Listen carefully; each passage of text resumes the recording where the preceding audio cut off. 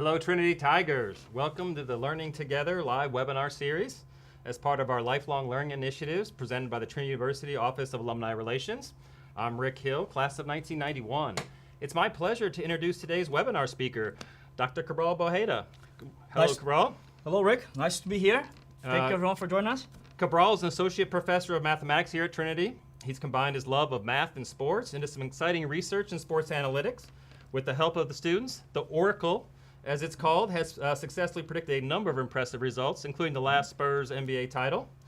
And I'm not sure about the Astros prediction, but how did you stay up and watch those games? Well, I did stay up, and it was a fantastic series. It was a fantastic game, and I'm very excited for Houston, and Astros deserved it. They did a great job, great game. Well, they're very obviously analytic heavy, so we'll be sure to get back and talk about them. But I wanted to start with college football. That's my profession, Valero Alamo Bowl. We're in the back quarter of the season.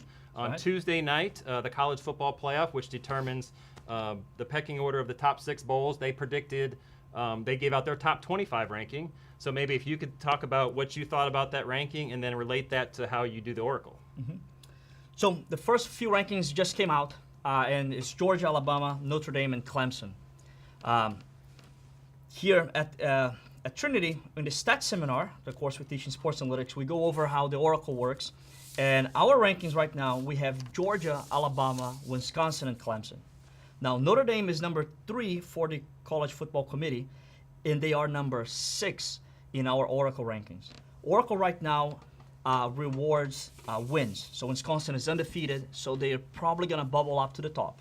We don't expect Wisconsin to be there until the end.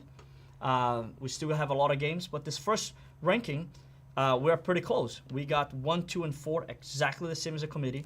Maybe the committee does follow the Oracle. Okay, and obviously Wisconsin, on the committee standpoint, has undefeated, but their strength of schedule is not high. Maybe as the season progresses, that'll change in the Oracle. That's right. Okay. I expect that. Then, of course, Notre Dame benefits from losing to Georgia, a very close game. So that's why they bubble up. So how do you get the Oracle? Tell us the behind the scenes. So let's look a little bit how the Oracle works. So let's take a closer look at the Big 12, which have more local teams. It's more interesting for us. A team from the Big 12 will play the Valero Alamo Bowl. So let's look at that. So right now we have 4 teams tied at 4-1 and 2 teams in the bottom at 0-5. So the question is, how do you rank teams in a conference? And this is only conference record, okay? So we have a clear top 4, clear bottom 2, but teams are tied at 4-1. So if we want to seek a better method, we need better data. So how does that work? What is the better data? So by training, I'm a mathematician and I do geometry, and I like to visualize things. So let's visualize games as a network where we put each team as a node and we go from the losing team to the winner team. So here I'm highlighting a game between TCU and Oklahoma State where TCU won, okay? And it was at Oklahoma State, so that can be important as well. So week 1, only looking at conference games, we have this network of games. So here's the game Oklahoma State versus TCU. And we go on every week. So here's week 2, week 3, week 4, week 5, we have week 6, which was until last week. Again, 6 weeks of conference play. Now, when we look at the win and losses, what we're actually looking is we're ignoring this area of the network and we're only looking locally at each team. So TCU is 4-1 because you have 4 arrows coming in and only 1 arrow coming out. So looking at the network, you can see the record of every team. Okay. So that doesn't tell you anything, and we are really ignoring a lot of data. We're ignoring all that part. So network analysis can tell us, okay, how can we address that? So the very first one, many people may be familiar with the strength of schedule. So the opponent's records. So let's look at TCU. So I highlight here in red all the games TCU have played. So for every opponent TCU played, I'm gonna look what their records were. West Virginia 3-2, Iowa State 4-1, so on and so forth. Count all those, we have 17-8. If I do the same thing for Oklahoma, they're now 10-15.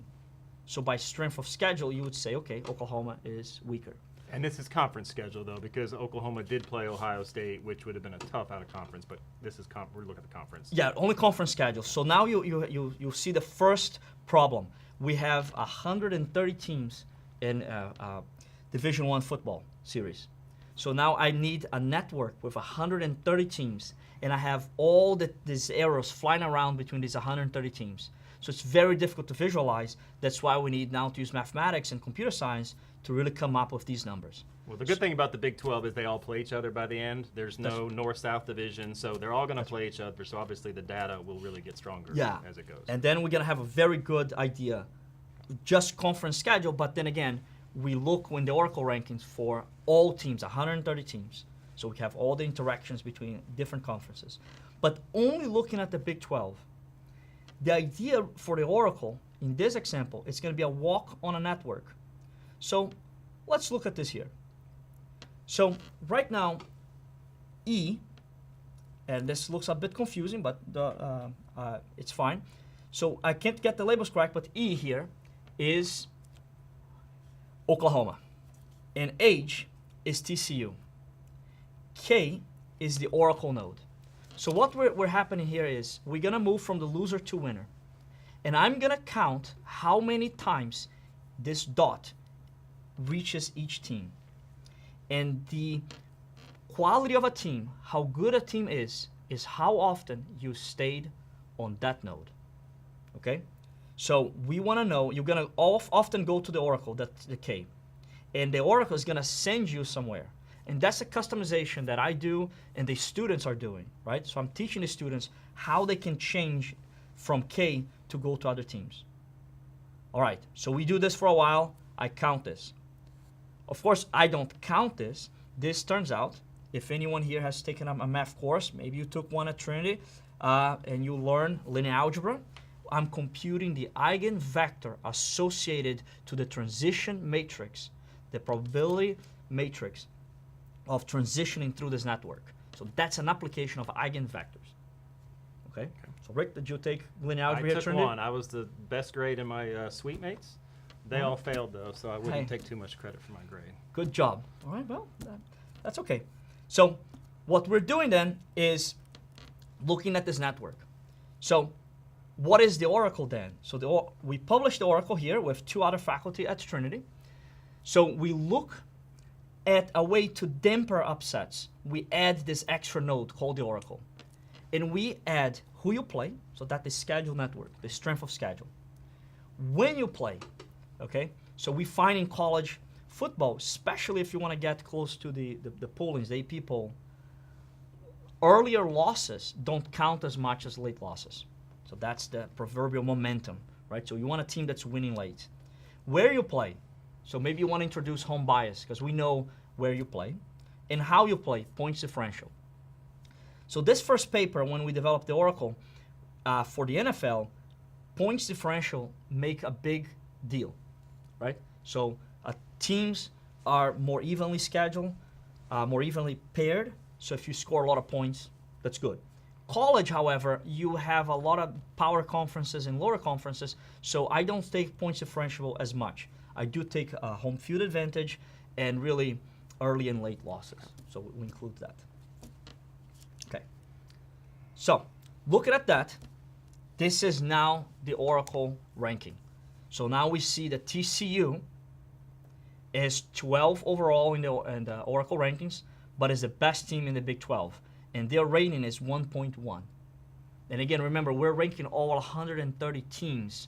So only 1.17% of the time we're going to spend at TCU, right? But the top team only gets about 4%. And second, Oklahoma. And look at Oklahoma and Oklahoma State. They are really, in Iowa State, they're really close together in the Big 12. So the Big 12 has the 4 top teams are well represented in the top 25. All right, so numbers 2 and 3, Oklahoma, Oklahoma State, probably ranked higher in the Oracle than they are in actual CFP, but we have them playing in Stillwater. We have ESPN Game Day there. It's going to be Bedlam. So what does the Oracle tell us with those ratings? Yeah, it's going to be a big game. So how do you make a prediction?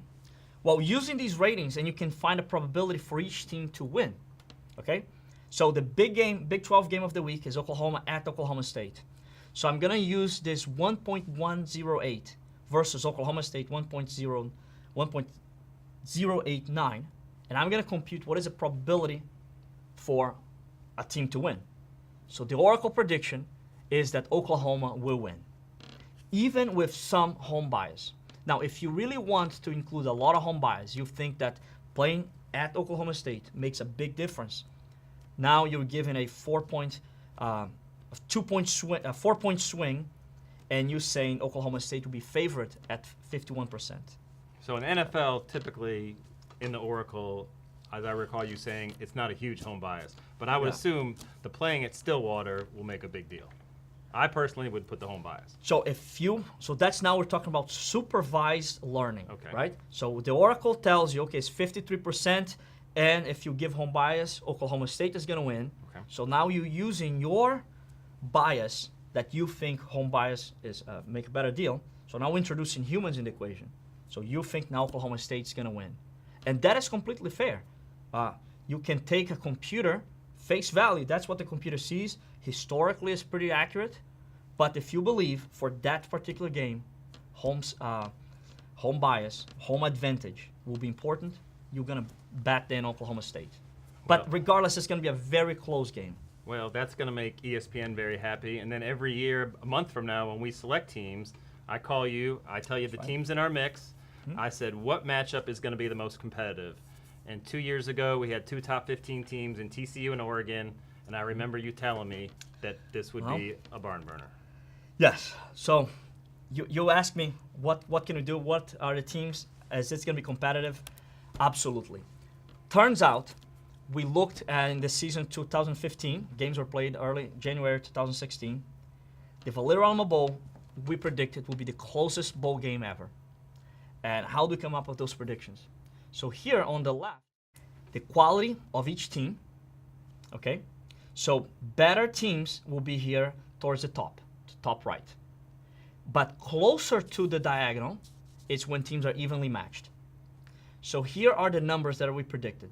So the closest game, closest to the diagonal, was really the Valero Alamo Bowl. We gave Oregon a 51% chance to win, right? Now the best game, the top teams will be the Cotton Bowl, which was a playoff game.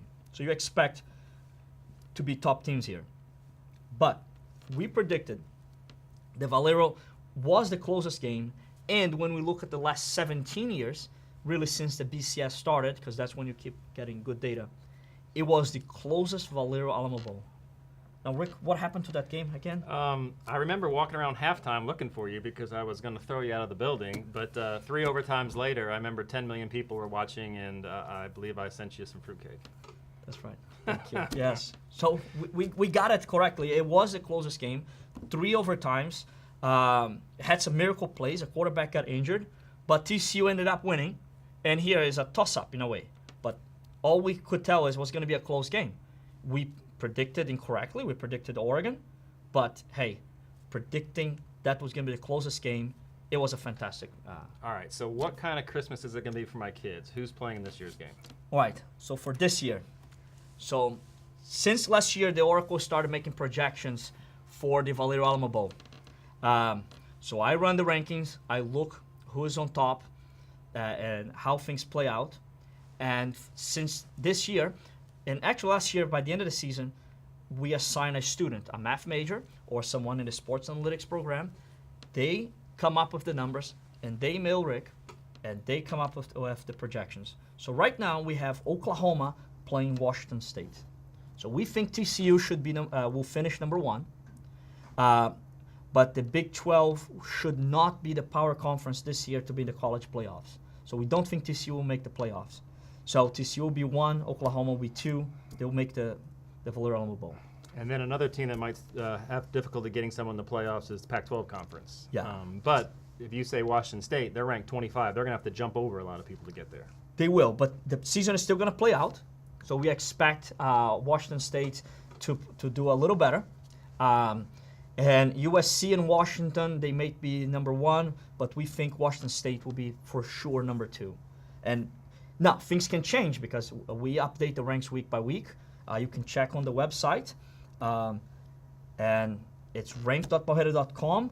We write up something about the website, and you can check out the rankings every week. So Awesome. Keep checking. We keep updating the ranks. Well, I know on your weekly emails I get, you do a lot on NFL as well.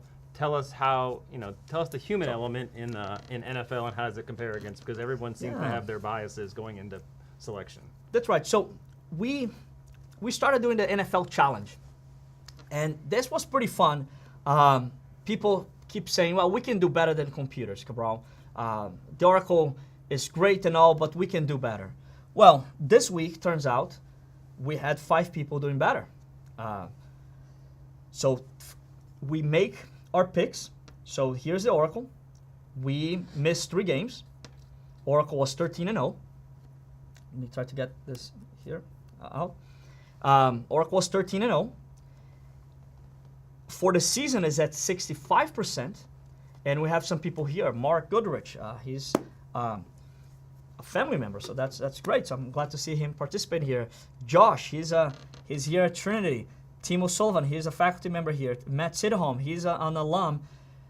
So people are picking. We got a lot of alums. The rank down the left is just this week. That's right. The rank towards the right side is overall out of the 100. That's so right. Out of the 100, the Oracle still fares well. And out of the 100 participants, I highlight that we have 50% of the participants, 50, these are alums. So I got a great response from the alums. People are participating. We had about 30 students, and the rest are faculty and staff and just friends of the Oracle. So currently, we are at 65%. We are at number 8. We have humans doing better than us. Mark here, he missed 1 game this week, so he's number 1 at 71%. But on average, we do expect the Oracle to do well, to finish near the top. Historically, we're going to expect to be about 64% accuracy. And why do you think that humans don't fare as well? Why is there 92 people below you? Yeah, so humans, the way they pick, they have a tendency to go a lot with the favorites. So here, I'm compiling the stats of how these picks were made, okay? So humans, for large part, either they have no idea, it's 50-50, look at Buffalo and Oakland, or all the other games, they have a very clear idea of who's gonna win. Now for this week, the consensus was 13-0. Now last week was 4-11. It wasn't as good. There were many upsets, right? So humans, they can do well individually, but on the aggregate, humans, on average, the computers will probably beat you because the computers keep in consideration strength of schedule, home and away, and have a better memory. Us humans, we can only think about what happens a couple weeks ago. So we can't really compile the whole ranking and have a very good picture. Again, week by week, the Oracle will not win. I don't expect Oracle to be number 1. I expect humans to be number 1. But if we keep doing this competition, the Oracle, on average, will be the best model out there. In our paper, we show that we can do better than ESPN over the last 12 years, right? But to validate a method, you really have to go several years, not just 1 season. But we'll finish about 65%. All right, well, let's take a longer season view as we switch sports to baseball. Jeff Lunau, the GM of the Astros, came to his owner 6 years ago with a plan, and that plan was we're going to rebuild from the farm system and the draft, and it was a long process. I have a couple friends working at the Astros, not a very tough ticket over there for the first couple years. The situation has dramatically changed. There was a process, and last night they were crowned world champs. And that was impressive because it was a buy-in from the organization, right? So looking at the business aspect of predictive analytics, it's difficult for people to buy in on a computer telling what to do. So the Astros organizations, they really bought that idea. Baseball does use predictive analytics better than any other sports. I mean, they've been doing this for a while. We have people that they go back and watch games from the 30s. They listen to the radio and they record what happened on every pitch. So we have the sabermetrics, Moneyball, all that stuff. It's very well developed for baseball, right? So to have a team to buy into that, and by the way, last year the Cubs won, and T. Epstein, who won with Boston. Boston. Got a title for the Cubs after 100 years, and he is a big believer of analytics, right? So here's an example of how analytics in baseball is relevant. You look at the batter, and the position of people in the outfield changes. We have scouting reports that tells you move 3 steps to the right. So that will help you to get these fly balls. So predictive analytics in baseball is phenomenal. The most problem is, just as in Moneyball, how do you get people adapt and change for these new techniques, right? How excited do you get when you see the graphic pop up that the Astros were 25th in strikeouts and now they were the 5th, the least amount of strikeouts, very Moneyball-ish? Do you just go you just pump your fist when you see that? I do. Yeah. I do, because it is a win for predictive analytics. However, I'm not so excited because I don't want people to go out there and say, oh, computers are going to take over. Let's just hire predictive analytics. Let's just use predictive to do everything. Not so fast. I think that the first win is the recognition that predictive analytics and sports analytics, it's a good thing. But let's not throw away the human. Let's keep the human there. Okay? Well, I think that's a good segue into, I know you and your students have done some work for the WNBA as far as picking players and who you should sign based on the GM's gut feel as well as what they value. That's right. What was that project? So we had the San Antonio Stars here in town. Unfortunately, they left this season. And the general manager contacted Jacob Tingle, which is a wonderful guy. Shout out to Jacob if he's... JKT. JKT, that's right. And he paired me up with the GM, Ruth Riley. Okay. And she was interested in evaluating players, right? So you have talent, how do you evaluate which players are good players? So one of our students, she started learning R and R Shiny, and she built this dashboard for the GM. And the custom TPR is a Trinity Player Efficiency Rating. So we had 2 students. One is a math finance major, econ minor, was taking econometrics. Danielle is a former student, so she did a lot of the math here. So our idea was, okay, we're gonna come up with a rating to find the best team. So currently, if we look at 2017, Emerson Alson from New York Liberty, she is the best team. She is the best player. She has the highest ranking. Okay, so that's what the computer predicts. And this is if you want to have most wins in a season. Now let's think about the GM. What she really wants, she has a good idea in mind. She wants a player that has a very good 3-point percentage because maybe that's something she values. She doesn't care if they have a field goal percentage in general. She wants free throws. And she does not want them to make much turnovers. So I'm going to slide this over here. Down or up? Up. Okay. Right? Because I'm now valuing more for turnovers. But steals, I don't need this player to steal, so I don't mind. So now we are changing the ratings of the players. And maybe if these are the desirable statistics for a WNBA player, these are the attributes that you as a decision maker value. These are how the players are sorted. So you really want this player, but perhaps you can't have this player because it's under contract. So these are the players that you need to trade to get. Right? So yeah, so you could in WNBA and more, I guess probably better for the NBA. Salary cap is a big issue. So you could actually add another column and then find where is the value play for a 3-point shooter if I needed that, or if I needed to go heavy on defense. That's right. And you can adjust this on your needs, right?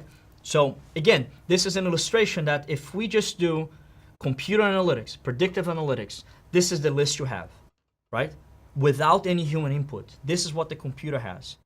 And what I think is powerful here to realize is it's not just about getting these raw numbers. It's understanding, okay, we can make changes. Let's customize this to our needs, right? Let's make sure that this works for what I want. And that is how I hope that the illustration that the Cubs won last year, Astros won this year, predictive analytics is important. it's important with a human element, right? That we understand how to make these, because now it can be quite powerful for us. That's excellent. Yeah. All right, we'll go for one more of our official questions. If you want to submit questions, please do that on the webinar forum right now, and we'll get to those next. But one thing you read a lot right now, genetic testing, sports science is huge. I mean, my daughter signed me up for the 23andMe, and I sent the swab in, and now I know my makeup. I know who I'm connected to. Nice. But I just see sports science growing by leaps and bounds. Is there any forays into that for you or your students, or any plans to? Absolutely. So, as Rick said, that is the next step. We want to know how players behave individually. So this semester, I was in Monterrey. We're working with Monterrey Rayados, the soccer team, and they use a lot of sports data, sports science data. They have little devices they put on the back of their shirts that keeps track of how each player performs on the pitch, how much they walk, jog, and sprint. And the idea is, does running more, will that facilitate more winning, right? So how much physical activity should each player has? Should it depend on the position? So no longer we're just looking at, is this team gonna beat another team? We wanna know, how much running should a player do? The major application, of course, for these teams is have a baseline for injury. So if you keep track of the player, how they perform throughout the season, they get injured. When they recover from the injury, you can start making the measurements as well, and then you can see when they come back to their baseline, and that's when you clear the player to play. So that right now is the newest direction, the biometrics. We get a lot of data. Yeah, like an innings pitch for a pitcher. I mean, with the, I guess you still have minutes for a soccer player, but you don't know how active that person is. That's right. Okay. So, but we have video. So in the NBA, we already track every player on the court, right? But it's a lot of data. So that takes 48 hours for that data to be processed, right? So what we are, in my opinion, what we're looking at here in the next 10, 20 years is computer speed is gonna get much better. So we're gonna be able to process this nearly live, right? So the biggest thing would be 20, 30 years from now, right? Our kids are gonna be watching a game on TV just like they watch it on Xbox, with a little green bar on top of the player that gives the fitness level. And we can compute that automatically. Well, I would assume that just like we saw with the thing you did for the Stars, is you could have that as a column as well. And if I'm thinking of re-signing a player, that is, a long-term contract to players that no longer perform is a big financial drain. So if you could track out how ups and downs and how much they're running, or some kind of formula for that. Absolutely. Oh yeah, you can keep track of that. That will be another identifier, another rating. And my only word of caution here is, players themselves, they don't really want that, because they don't want to be tracked how they perform. That makes sense. So now we are leaving a little bit the realm of mathematics, and what are the ethics of this? Should we keep track of people, how they're actually playing, right? Because now we are gonna compensate more younger players, right? So older players don't want to do that. So the player association is actually not very willing to do that. I know that MLS players, we are able to track them on training facilities, but MLS players are not tracked on the pitch. And once they're signed, because the Player Association do not want that. So we have to be very careful also how we use that information. But from a capitalistic point of view, we want the best player, the youngest with the biggest potential. That's where we're heading. So that is that big balance between computers without the human intervention. So it can be a bit dangerous. Awesome. All right, let's go to questions. All right, we have Astros are done. We have fall back this Saturday. We can catch up on our sleep, and then it's Cowboys. Cowboys. What? That's right. We have a lot of Cowboys fans. Where do you see? What do you prognosticate them in the? Yeah. Is the Oracle friendly to Dallas? So unfortunately, and especially with the suspension now of the running back, we predict the Cowboys is probably going to finish 8-8 or 9-7. We give a very small chance for the Cowboys to make for the playoffs.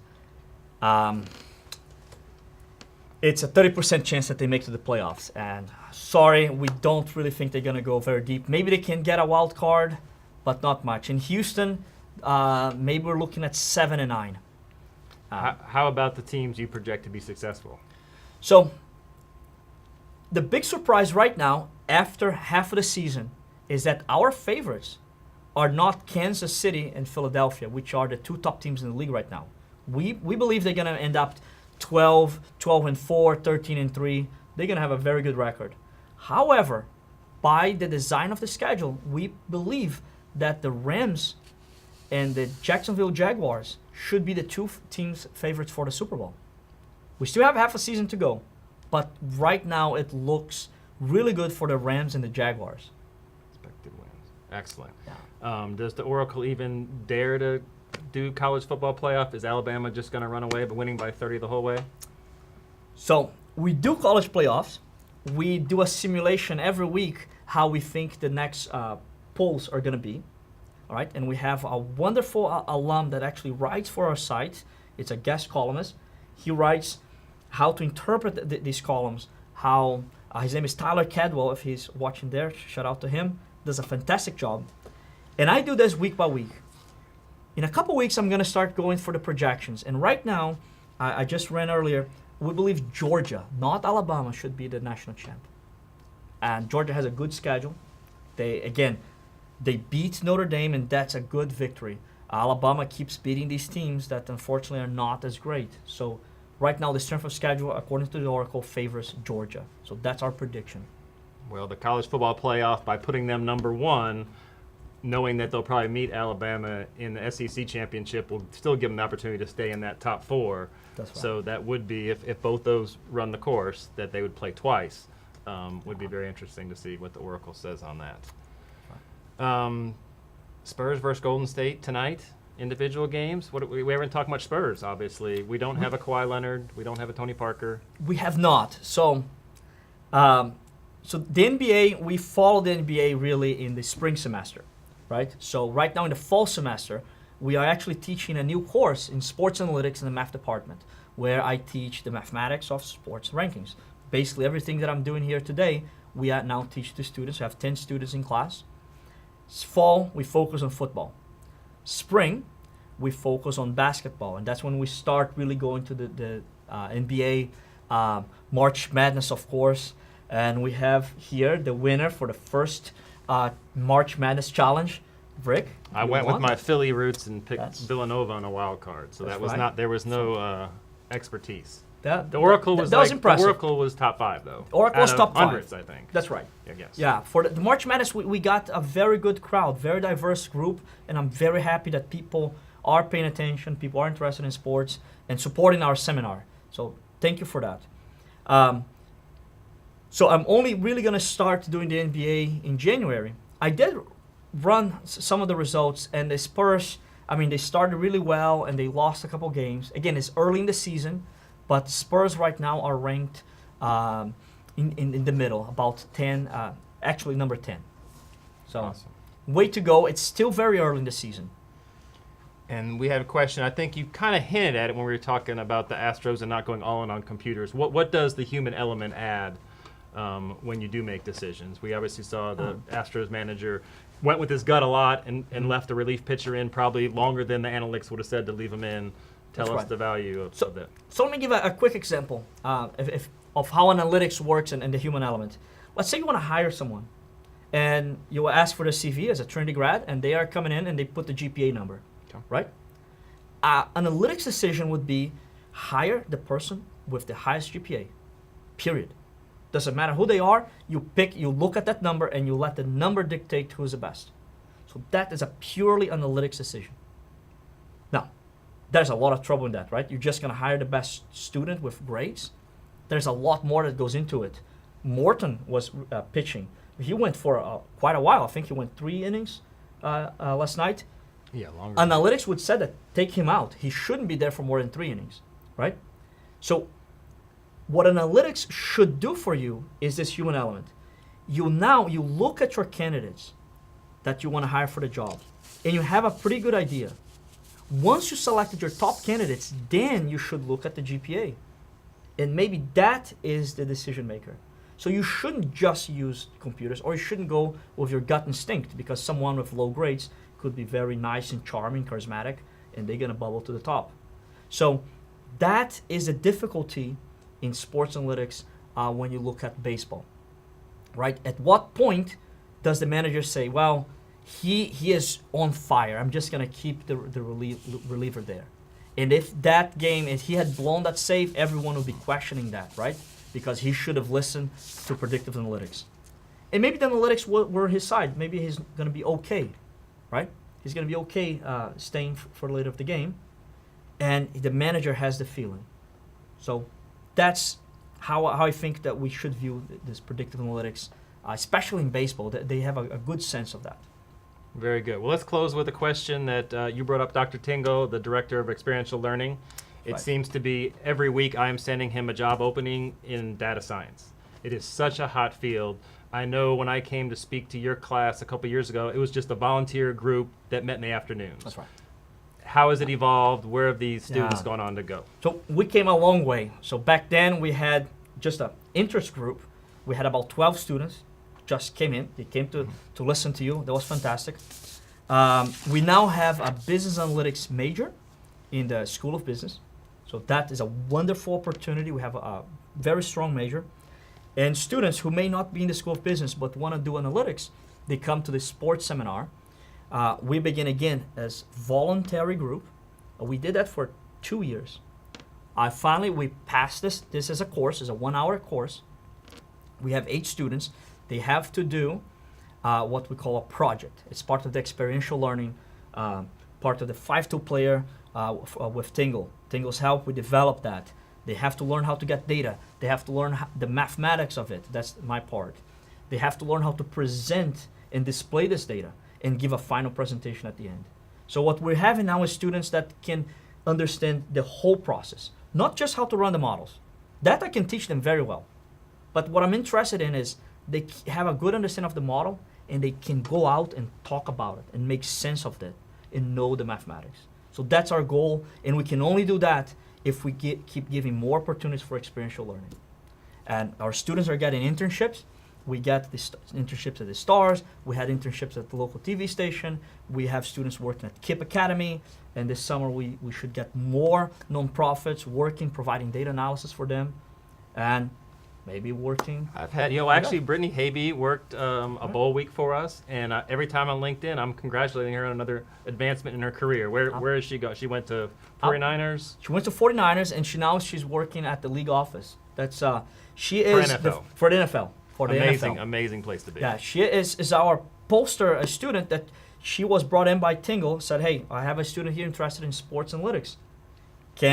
Let's learn about the mathematics. And we did that. We also have another student, Liza Southwick, at the Spurs. The same thing, interested in data analytics. She finished with a BAT and now working for the Spurs.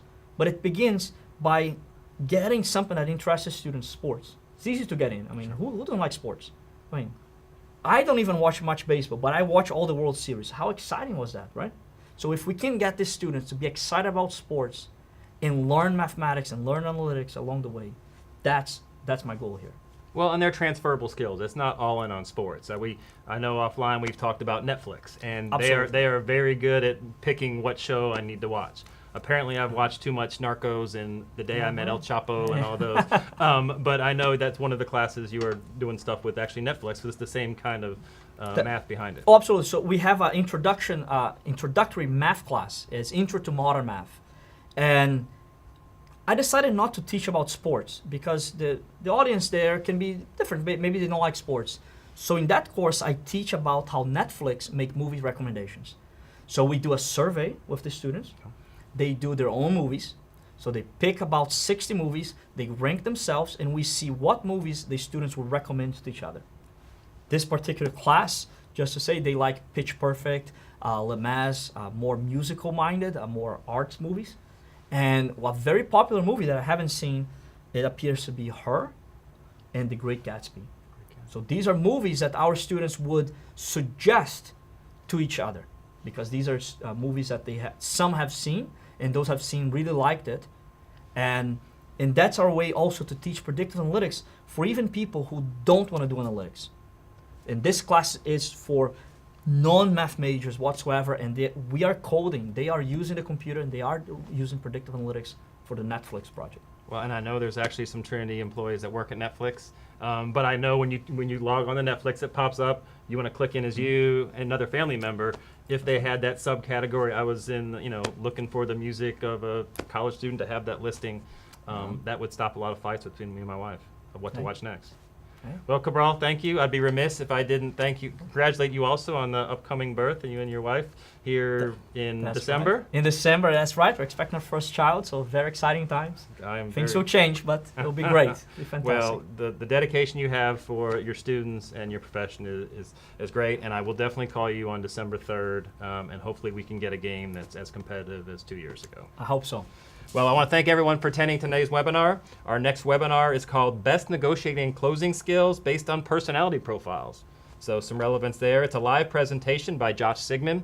He is a 2001 alumnus of Trinity. He is currently Vice President and Senior Loan Officer at Legacy Mutual Mortgage. This will be a two-part webinar. The first one will be at noon on December 4th, and the second one a week later, December 11th, same time, noon Central. Thank you, and have a great day.